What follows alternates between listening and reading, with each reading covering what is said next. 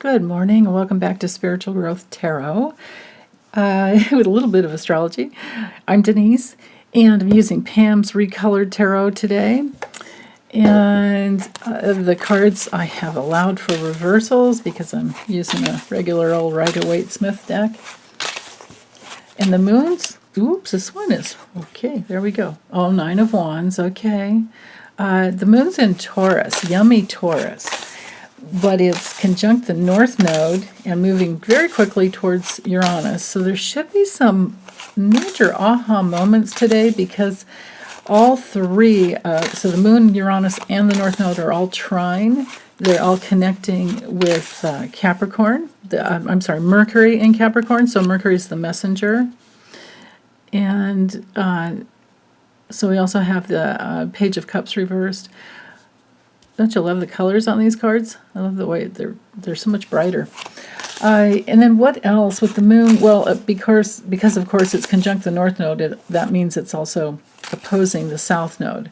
So there could be something about the past when it comes to what you want and your resources with others that, there could be a little confrontation either within yourself or with others, but it can lead to a breakthrough.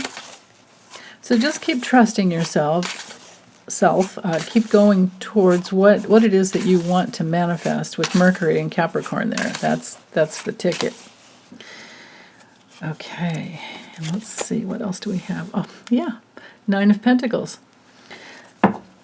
Right on. So, manifesting with luxury, manifesting from gratitude, building more luxury for yourself. And that doesn't mean that it has to be opulence of any sort. It's more like, not for me, it's like, oh, I love my pillow. I love my bed. Oh, I'm so comfy, that kind of thing.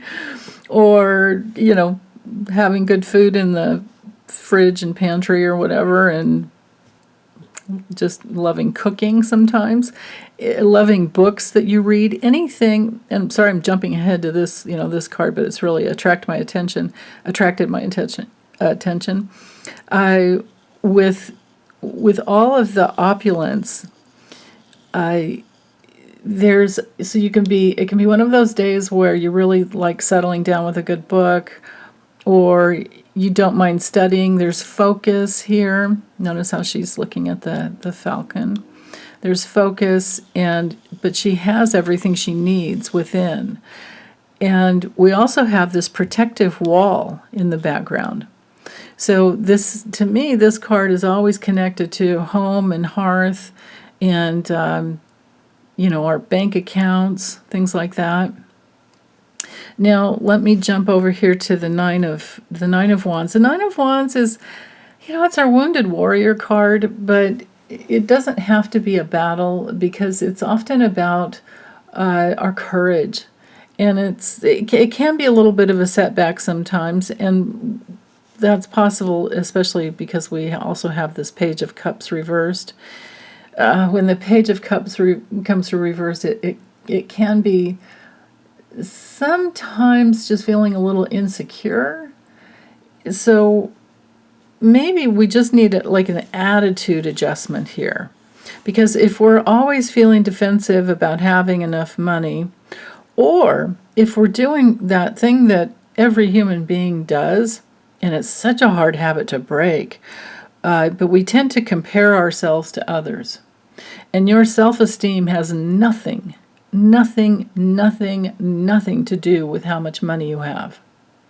Now, your ability to take care of yourself and live within your means, that does have, there's something around that for everyone to work with, usually. And we can sometimes, especially with these two cards, we can sometimes ride that edge where well, first of all, just know that every time we compare ourselves to anyone else on any level for anything, we are violating a spiritual law, because we need to put the big sticks down, and we need to notice we have walls with both of these cards. We need to drop these defensive walls around around this illusion, and now I'm speaking to the page of Cups reversed, this illusion that we need to be a certain way, look a certain way, have certain things in order to be as considered successful as everyone else, or whatever it is, whatever the paradigm is. It's not real. It's a construct. It's a mental construct that we can beat ourselves up with over and over and over again with this Nine of Wands, and it will create setbacks as we go, which is another part of the Nine of Wands. Often it can be just this ongoing battle where you're defended against life in a way that you don't need to be, and just open up. The best way to work with that, and the best way to turn the Page of Cups right side up, is to focus on your creativity, focus on your playfulness, focus on whatever you're wanting to bring in, and then at the same time, be extremely grateful for everything that you are. Look around you and look at what you've created.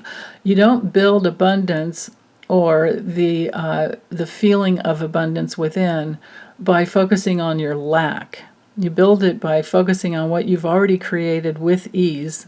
And that's also a really good exercise, is to focus on your life going backwards in time and think of all the things that were easy for you. How have you done what you've done with some grace and ease? Because that's what the Nine of Pentacles is all about. And the more you focus on that, the more you continue in that benign circle of abundance. We have lots of circles here. We don't need to fight that. I have a big cup here with that fish that's trying to tell us something. So, okay, well, that's all I have for today. Have a wonderful day, you guys. Take good care. Bye.